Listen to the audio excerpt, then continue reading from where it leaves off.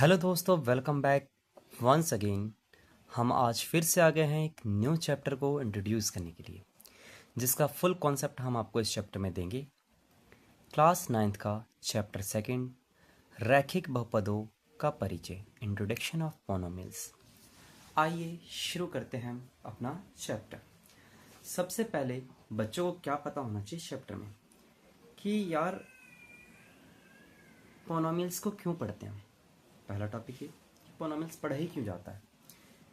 तो उसको ये बात समझ आना चाहिए कि पोनोमिल्स जो है वो हमारे बेसिक लाइफ से रिलेटेड कई सारे प्रॉब्लम्स को सॉल्व करता है। जैसे कि किसी अननोन वैल्यू को फाइंड करना, इक्वेशन को सॉल्व करना, किसी भी ग्राफ को अगर समझना हो तब भी हम पोनोमिल्स का यूज़ करते हैं। और सबसे बड़ी बात, मैथ्स में अलजेब्रिक बेस स्ट्रॉन्ग करने के लिए भी हम पोनोमिल्स को हम पढ़ते हैं। तो सबसे मेन चीज़ क्या है इसमें, अलजेब्रिक एक्सप्रेशन क्या है, पहले ये पता होना चाहिए।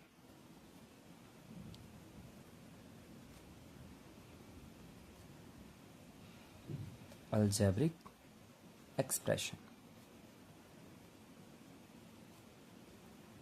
ठीक है। अलजेब्रिक एक्सप्रेशन सबसे इम्पोर्टेंट टॉपिक में से एक टॉपिक है मैथ्स में। जैसे कि इसमें जनरली हम जो पढ़ेंगे वो हम पढ़ेंगे वेरिएबल्स के बारे में, हम इसमें पढ़ेंगे कांस्टेंट के बारे में,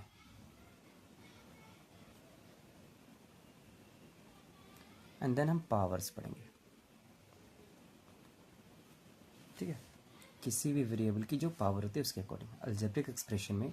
और एक्सप्रेशन बनता कैसे है, plus minus multiply and dividing terms को अगर हम रखें तो ये अलजेब्रिक एक्सप्रेशन बनता है। ओके, हिंदी में अलजेब्रिक एक्सप्रेशन को बीजीय गणित कहा जाता है।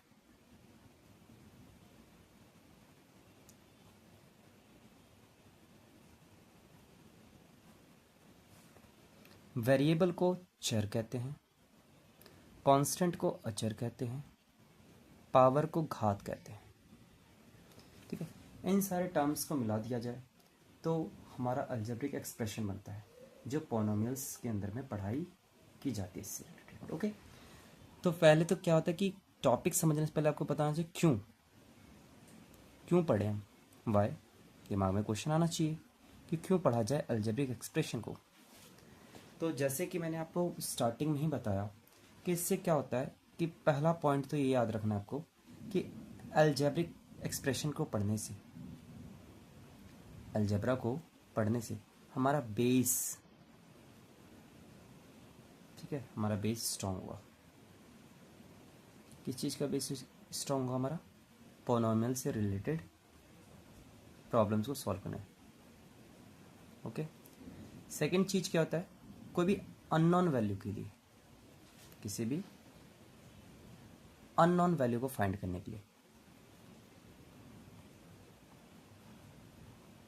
इसको फाइंड करने के लिए हम पढ़ते हैं। अपनी थर्ड इम्पोर्टेंस इसकी अगर हम कहें तो ग्राफ को समझने के लिए, ठीक है, ग्राफ की स्टडी करने के लिए भी हम, और ग्राफ ड्रॉ करने के लिए भी हमें पोनोमियल्स की रिक्वायरमेंट होती है, ठीक है। कुछ रियल लाइफ से रिलेटेड अगर हम बात करें कि क्यों रियल लाइफ में भी हमें पोनोमियल्स की ज़रूरत पड़ती है, तो कोई हाँ जी, रियल लाइफ में भी आपको पोनोमियल्स की ज़रूरत पड़ती है। जैसे कि कॉस्ट निकालने के लिए, सपोज दैट आप लोगों ने देखा होगा कि टैक्सी का किराया, सपोज दैट मैंने कहा एक टैक्सी है, उसका किराया फाइंड करना है आपको। तो किराया को दो प्रपोर्शन में बांट दिया जाएगा। एक तो होगा फिक्स, जो भाई टैक्सी आने का किराया लगता है, और एक होता है वेरिएबल, इट मीन जितना किलोमीटर चलेगा उसका किराया, और ये क्या फिक्स है, ठीक है। इतना तो सपोज दैट अगर मैं एक टर्म्स को ले लेता हूँ, X is a fix fare and Y rupees is per kilometre charge. तो सिमिलरली अगर मैं 5 किलोमीटर चला है मेरी गाड़ी, तो मुझे टोटल किराया कितना देना पड़ेगा। इक्वेशनल फॉर्म में अगर लिखें तो x is a fix plus में वाई रुपीज़ पर किलोमीटर का चार्ज है, और 5 किलोमीटर है 5y इक्वल्स टू जो मेरा अमाउंट आएगा वही मेरा क्या है, चार्ज है। तो रियल लाइफ में हमने देखा कि किस तरीके से यूज़ करते हैं हम पोनोमियल्स को, कॉस्ट फाइंड करने के लिए। और अगर आपसे कोई पूछे और क्या कर सकते हैं, प्रॉफिट एंड लॉस को एनालाइज करने के लिए भी करते हैं। और क्या कर सकते हैं, जो साइंस होता है, इंजीनियरिंग डिपार्टमेंट होता है कंप्यूटर में, उन समय प्रोग्रामिंग को स्टडी करने के लिए, प्रोग्रामिंग सेट करने के लिए भी हम क्या करते हैं, पोनोमियल्स को पढ़ते हैं। ओके, चलिए पोनोमियल्स क्या है, अब इस क्वेश्चन को हम जानें।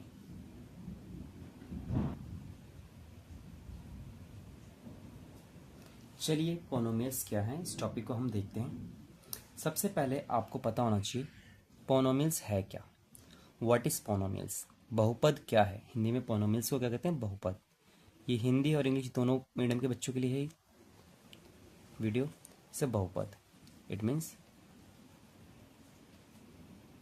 पोनोमियल, ठीक है, ये क्या है।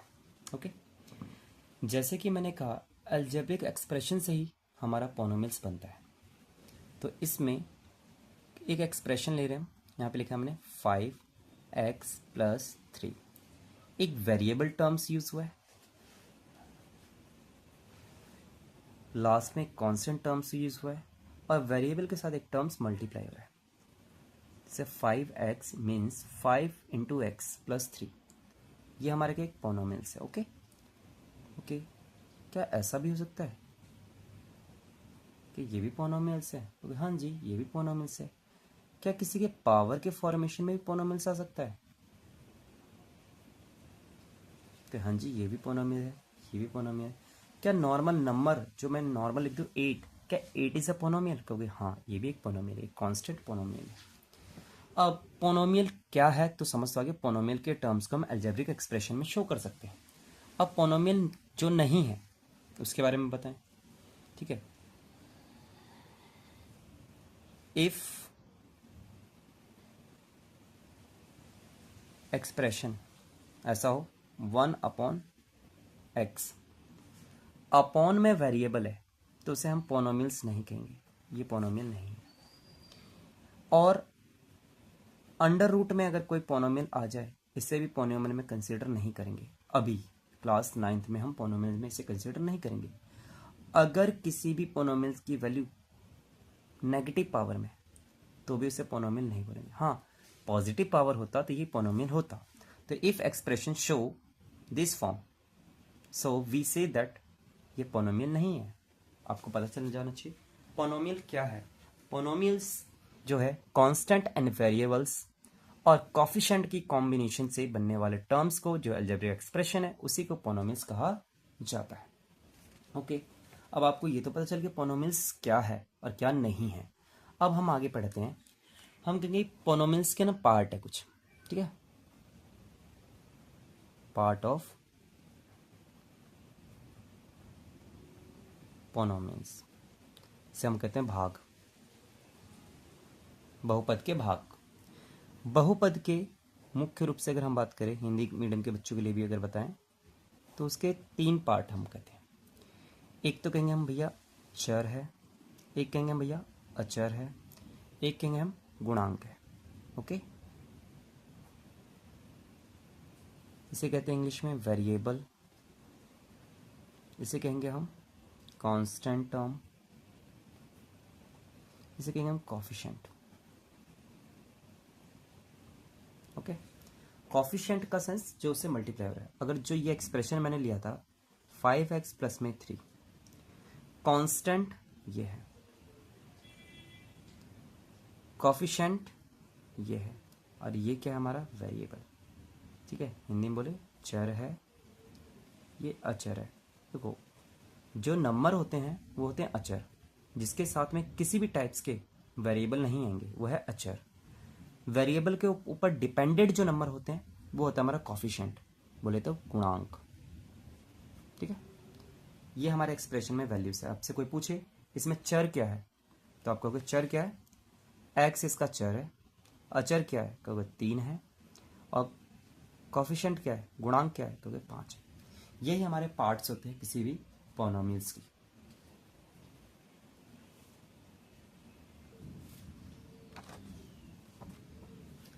अब हमें एक चीज पता होना चाहिए, टर्म्स, हिंदी में बोले तो पद, पद पता होना चाहिए, ठीक है। टर्म्स पता होना चाहिए आपको। टर्म्स क्या है देखो, प्लस और माइनस करने के, प्लस और माइनस करने से जो अलग दिखता है आपको उसे हम कहते हैं टर्म्स बोलते हैं। हिंदी में बोले तो जोड़ या घटा से अलग शो होता है उसे हम कहते हैं टर्म्स बोलते हैं। ओके, टर्म्स के अकॉर्डिंग पोनोमियल को हम अगेन बाइफिकेट करते हैं। पहला, only one terms, only one terms हो, सिर्फ एक ही टर्म्स हो। तो जैसे कि मैंने लिख दिया 3x is only one terms. अब कोई बच्चा कहेगा भैया इसमें ना 3x 3 × x, एक और दो है, नहीं, मल्टीप्लाई होकर टर्म्स एक ही हो रहा है। ओके, तो ओनली वन टर्म्स, प्लस और माइनस करके ही टर्म्स ब्रेक होते हैं, उसे हम बोलते हैं मोनोमियल।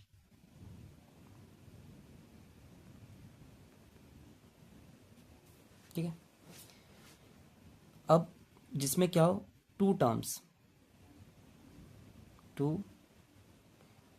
टर्म्स, जैसे यहाँ पे लिख दिया मैंने 2x प्लस में 1, this is a two terms, इसको हम बोलते हैं बाइनोमियल।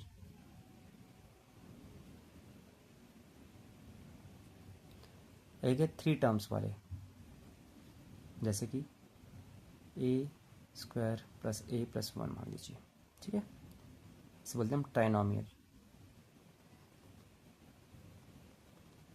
और एक में जिसमें 1 भी हो, 2 भी हो, 3 भी है एंड मोर टर्म्स, उसे हम डायरेक्टली बोल देते हैं पोनोमियल। ठीक है, टर्म्स के अकॉर्डिंग हिंदी में इसे बोलते हैं मोनोमियल को। एक पदी, द्विपदी, त्रिपदी, और इसको बोलेंगे हम बहुपदी। ध्यान रखना है, प्लस और माइनस के टर्म से ही ये क्या होगा, टर्म्स ब्रेक होंगे, तभी हम इसे कंसीडर करते हैं। ठीक है, मोनोमियल, बाइनोमियल एंड ट्राइनोमियल्स, ये तीनों ही इंक्लूड होता है किसके अंदर में, पोनोमियल्स में। ओके, आई होप आपको समझ आया। अब हम टर्म्स तो समझ गए, अब पावर के अकॉर्डिंग भी हम क्या कर सकते हैं, इसे कैटेगरी कर सकते हैं, कैटेगराइज कर सकते हैं। जैसे पावर के अकॉर्डिंग भी नाम देते हैं हम पोनोमियल्स को। ठीक है, पावर को हिंदी में बोलते हैं घात, घात के अकॉर्डिंग। तो सबसे पहले जो हम पढ़ेंगे इसे कहेंगे लीनियर इक्वेशन, लीनियर पोनोमियल। इसका टर्म्स क्या होता है,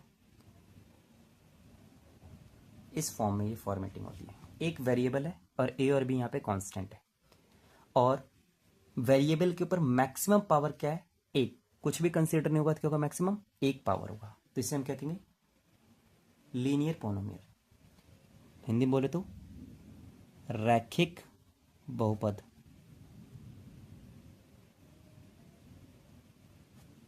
ठीक है, रैखिक बहुपद, मैक्सिमम पावर से उस पोनोमियल का नाम होता है। जैसे में कोई पावर नहीं है तो यानी वन पावर कंसिडर हुआ है, तो इससे लीनियर। एक होता है आपका क्वाड्रेटिक,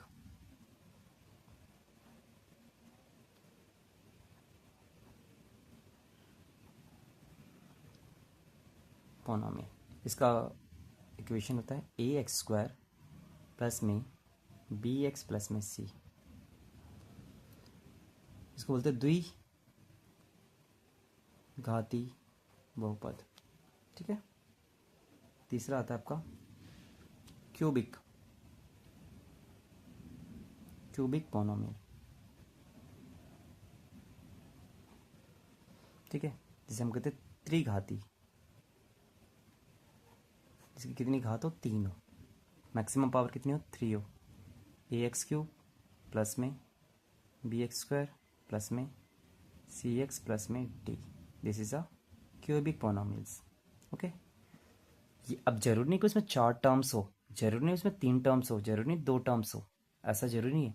पावर के अकॉर्डिंग कंसिडर किया जाता है उसका नाम। सपोज दैट अगर मैंने लिख दिया x+5, क्योंकि ये लीनियर है भैया, मैंने लिख दिया x की पावर क्यूब, अब इस पर आगे कोई टर्म्स नहीं है, तो क्योंकि ये आपका क्यूबिक है, क्यूबिक है इस तरीके से। ओके, आई होप आप समझ चुके हो कि टर्म्स के अकॉर्डिंग पावर के नाम जो होते हैं कि ये क्यूबिक है, लीनियर है, वो टर्म्स के अकॉर्डिंग नहीं होते, वो मैक्सिमम पावर को वॉच करने के बाद ही होता है। ओके, आई होप आपको ये समझ आ गया हो। अब एक चीज और आपके दिमाग में होना चाहिए, लाइक टर्म्स क्या होते हैं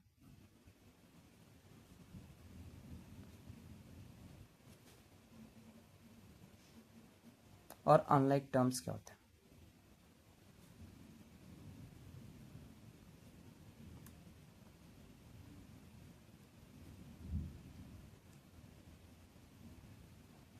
ठीक है, हिंदी में बोलते से समान पद, असमान पद। ओके, ध्यान से देखो, सेम वेरिएबल वाले दिखने, जो सेम दिख रहे हैं, जैसे 3x और 4x, दोनों का वेरिएबल सेंस जो है वो बिल्कुल सेम है, क्योंकि सेम वेरिएबल एक दूसरे के साथ में प्लस माइनस हो सकते हैं। इट मीन्स ये तो लाइक टर्म्स है, बट स्टिल एक वेरिएबल ये है और दूसरा वेरिएबल हमारा एक्स स्क्वायर है। स्क्वायर का टर्म्स, स्क्वायर वाले एक्स स्क्वायर वाले टर्म्स से ही प्लस माइनस होगा, तो ये अनलाइक टर्म है, ये लाइक नहीं है। अब एक वेरिएबल एक्स है, दूसरा वेरिएबल वाई है, तो ये भी अनलाइक है। तो लाइक टर्म्स का क्या मतलब है, सेम सेम दिखने वाले। याद रखना है, अलजेब्रिक प्लस माइनस जो होते हैं, जो भी अलजेब्रिक जो प्लस माइनस होते हैं हमारे, वो क्या होता है,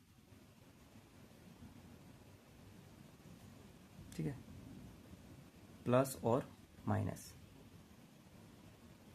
वो लाइक टर्म्स के साथ रिलेशन बनाते हैं, लाइक टर्म्स के साथ क्या करेंगे, वो रिलेशन बनाते हैं। ठीक है, अनलाइक के साथ में वो प्लस माइनस नहीं करते हैं। ओके, मैंने बता दिया आपको अनलाइक टर्म्स क्या होते हैं और लाइक टर्म्स क्या होते हैं। अब कोई बच्चा कहेगा भैया एक्स स्क्वायर में भी एक्स है और नॉर्मल एक्स में भी एक्स है, तो क्या ये दोनों प्लस होकर हो सकता है क्या, ऐसे क्या हो सकता है। अगर प्लस होगा तो होगा, बट वो इसी टर्म्स में कंसीडर होगा, बिकॉज एक्स स्क्वायर वाला और एक्स वाला टर्म्स बोथ आर दी अलग, दोनों ही अलग एक दूसरे से, क्योंकि दोनों ही अनलाइक टर्म है। ओके, तो इसको हम इस तरीके का एक्सप्रेशन में हम सोच कर सकते हैं। इसके अलावा हम इसे प्लस में, कई बच्चे गलती क्या करते हैं, सोचते हैं इसको और इसको ऐड करके 3 बना दो, no this is a wrong. But यहाँ पे मल्टीप्लीकेशन और डिवाइड जो होता है,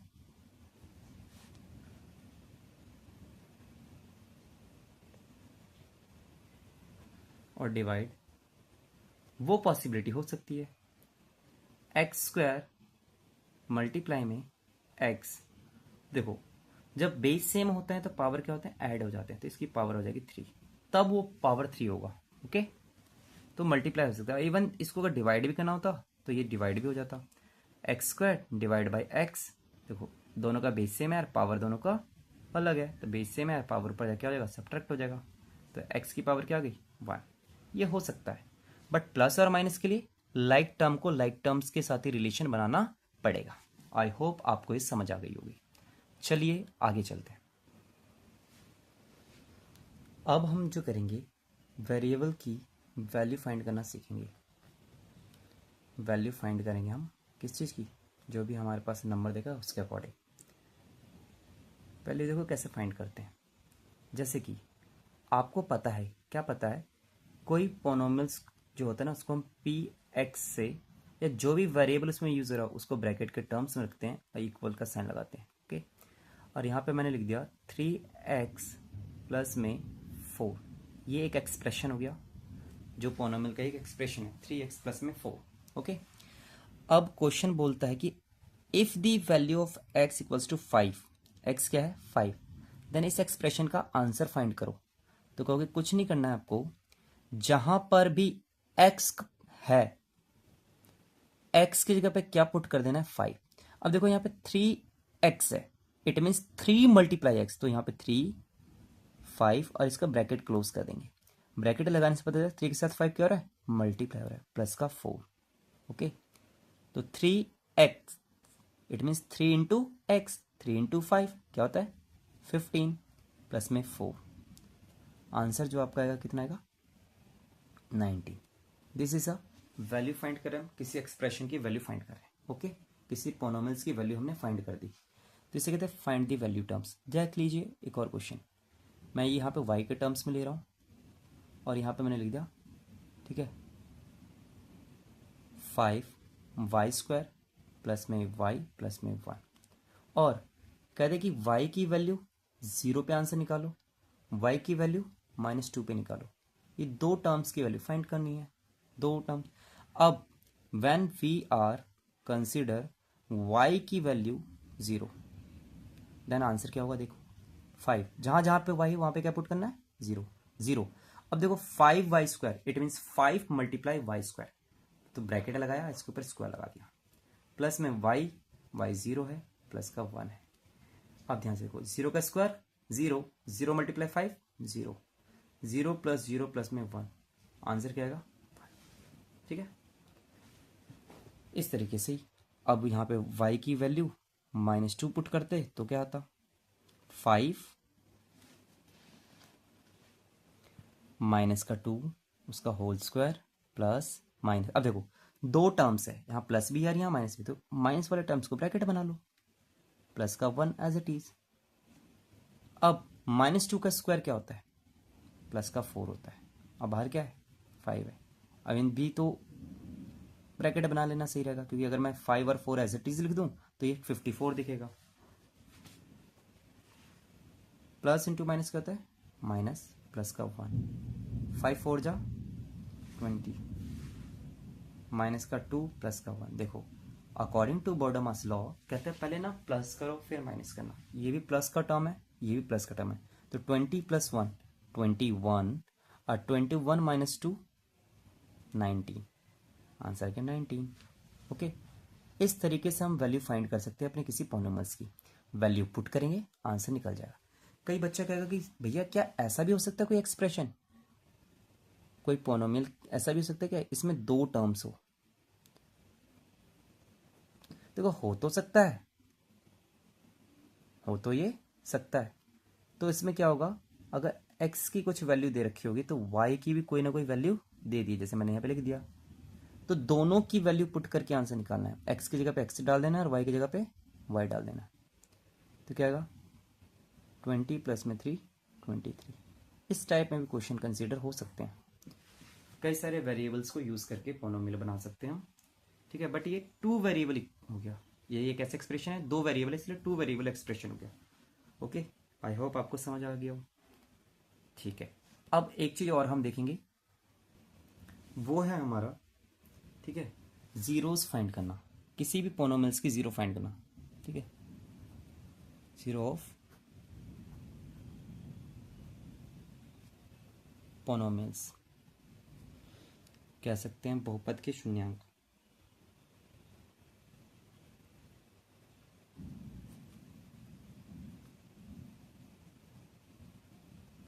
शून्यांक, ओके।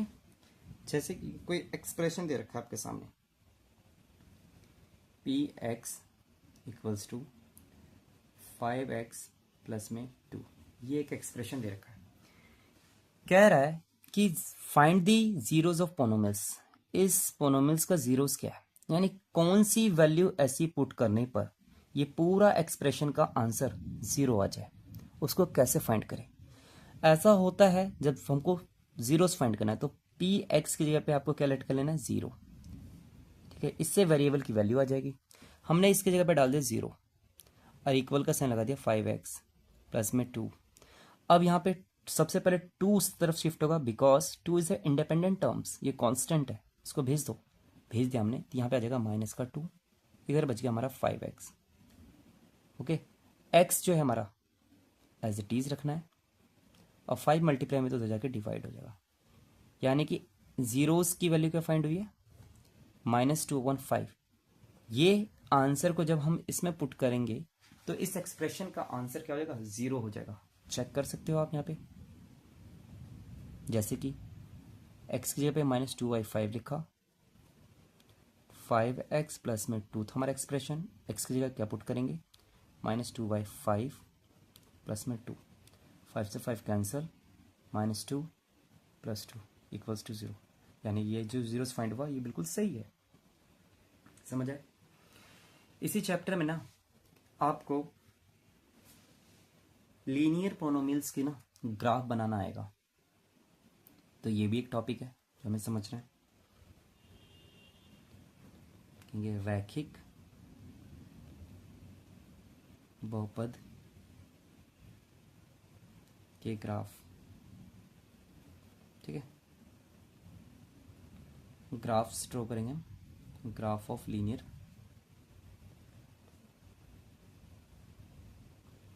पोनोमियल, ठीक है। ध्यान से देखिए कैसे, पहले तो हमारे को पता है लीनियर पोनोमियल है क्या, y equals to A X plus में b, this is expression, a and b is a constant term, x is a variable और y is a considering term of the px, ठीक है। y को हमने यहाँ पे कंसीडर किया किससे, px, ही हमारा px का टर्म से पोनोमियल को रिप्रेजेंट कर रहा है, ओके। इसका ग्राफ ड्रॉ करना है तो उसके लिए मैं एक एक्सप्रेशन ले लेता हूँ जो हमारे रियल टर्म्स में होगा, जैसे हमारे पे है 5x प्लस में 2, दिस इज अ y, तो ये हमारा एक एक्सप्रेशन है, इसे ग्राफ बनाना है। एज इट इज़ रखा, यहाँ पे देखो अपने आप लेट करो, लेट x इक्वल्स टू 0, आप कुछ भी लेट कर सकते हो, तो x अगर 0 लेट किया तो हमारा क्या आएगा, 5 0 प्लस में 2, आंसर क्या आया, तो एक और वैल्यू लेट करो, x इक्वल्स टू 1, 5 1 प्लस 2, 5 1 जा 5 और 2 7। कोई कहेगा भैया क्या पॉजिटिव नंबर ही लेट कर सकते हैं, नहीं, नेगेटिव भी कर सकते हो आप, जैसे कि मैं यहाँ कर रहा हूँ, लेट x इक्वल्स टू -2 कर लिया, कुछ भी कर सकते हैं, ज़रूरी नहीं कि वही टर्म्स हो, माइनस का 2 प्लस में 2, माइनस का 10 प्लस 2, इट मीन्स माइनस का 8, ये हमारे टर्म्स आ गए। अब इसको ना कॉलम बना लेते हैं कि हमने जो वैल्यूज़ फाइंड करी वो कैसे फाइंड करी है, इसी को वॉच करके हम ग्राफ ड्रॉ कर लेंगे। x y, when we are put the value of x equals to 0, then y equals to 2, 1, then 7, and we put the -2, answer will become -8. This is a coordinate point of the graphs, okay। ये हमारे निर्देशांक point है graph बनाने के लिए। अब इसी को देख के हम ग्राफ बनाएंगे। चलिए ग्राफ बनाने के लिए ग्राफ कैसे ड्रॉ करते हैं पहले हम वो देखेंगे। ग्राफ बनाने के लिए हमने फर्स्ट चैप्टर में आपको दिखाया था कि कोऑर्डिनेट की ग्राफ्स कैसे बनते हैं। सबसे पहले हमने क्या करा, एक एक्सिस ड्रॉ करेंगे हम, this is a Y axis, this is a X axis, X axis है ये वाई एक्सिस है, यहाँ माइनस का एक्स एक्सिस, माइनस का Y, this is a origin, equal distance में मार्क कर लेंगे।